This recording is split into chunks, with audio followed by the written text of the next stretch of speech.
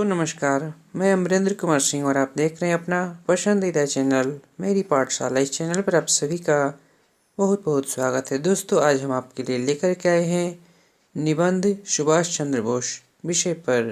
तो चलिए वीडियो को शुरू करते हैं।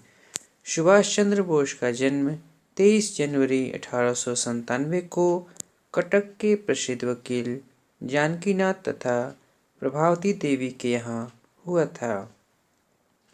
सुभाष चंद्र बोस का जन्म 23 जनवरी 1897 को कटक के प्रसिद्ध वकील जानकीनाथ तथा प्रभावती देवी के यहाँ हुआ था। उनके पिता ने अंग्रेजों के दमन चक्र के विरोध में राय बहादुर की उपाधि लौटा दी। उनके पिता ने अंग्रेजों के दमन चक्र के विरोध में राय बहादुर की उपाधि लौटा दी। इससे सुभाष के मन में अंग्रेजों के प्रति कटुता ने घर कर लिया। इससे सुभाष के मन में अंग्रेजों के प्रति कटुता ने घर कर लिया। अब सुभाष अंग्रेजों को भारत से खदेड़ने व भारत को स्वतंत्र कराने का आत्मसंकल्प ले चल पड़े राष्ट्रकर्म की राह पर। अब सुभाष अंग्रेजों को भारत से खदेड़ने व भारत को स्वतंत्र कराने का आत्मसंकल्प ले चल पड़े राष्ट्रकर्म की राह पर। आईसीएस की परीक्षा में उत्तीर्ण होने के बाद सुभाष ने आईसीएस से इस्तीफा दे दिया। आईसीएस की परीक्षा में उत्तीर्ण होने के बाद सुभाष ने आईसीएस से इस्तीफा दे दिया। इस बात पर उनके पिता ने उनका मनोबल बढ़ाते हुए कहा, जब तुमने देश सेवा का व्रत ले ही लिया है तो कभी इस पद से विचलित मत होना। इस बात पर उनके पिता ने उनका मनोबल बढ़ाते हुए कहा, जब तुमने देश सेवा का व्रत ले ही लिया है तो कभी इस पद से विचलित मत होना। दिसंबर 1927 में कांग्रेस के राष्ट्रीय महासचिव के बाद 1938 में उन्हें कांग्रेस का राष्ट्रीय अध्यक्ष चुना गया। दिसंबर 1927 में कांग्रेस के राष्ट्रीय महासचिव के बाद 1938 में उन्हें कांग्रेस का राष्ट्रीय अध्यक्ष चुना गया। उन्होंने कहा था, मेरी यह कामना है कि महात्मा गांधी के नेतृत्व में ही हमें स्वाधीनता की लड़ाई लड़नी है। उन्होंने कहा था, मेरी यह कामना है कि महात्मा गांधी के नेतृत्व ही में स्वाधीनता की लड़ाई हमें लड़नी है।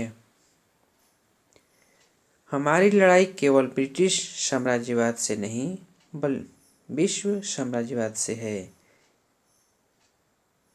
हमारी लड़ाई केवल ब्रिटिश साम्राज्यवाद से नहीं विश्व साम्राज्यवाद से है।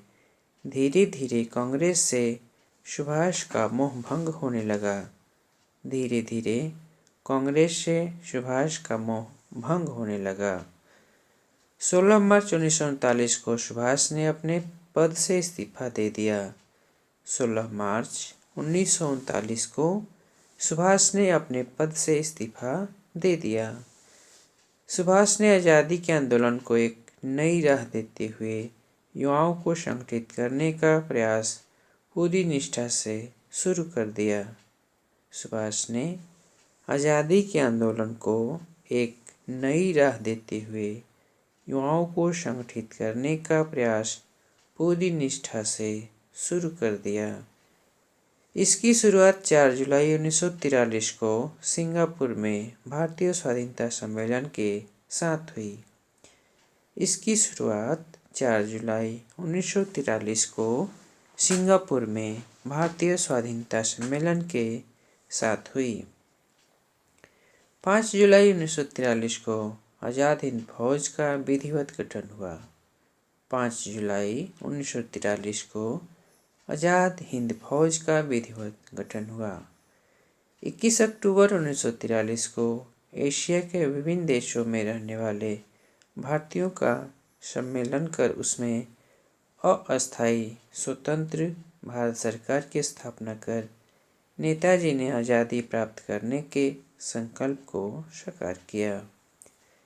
21 अक्टूबर 1943 को एशिया के विभिन्न देशों में रहने वाले भारतीयों का सम्मेलन कर उसमें अस्थायी स्वतंत्र भारत सरकार की स्थापना कर नेताजी ने आज़ादी प्राप्त करने के संकल्प को साकार किया। 12 सितंबर 1944 को रंगून के जुबली हॉल में शहीद यतीन्द्र दास के स्मृति दिवस पर नेताजी ने अत्यंत मार्मिक भाषण देते हुए कहा, अब हमारी आज़ादी निश्चित है, परंतु आज़ादी बलिदान मांगती है। आप मुझे खून दो, मैं आपको आज़ादी दूंगा। यही देश के नौजवानों में प्राण फूंकने वाला वाक्य था, जो भारत ही नहीं विश्व के इतिहास में स्वर्णाक्षरों में अंकित है।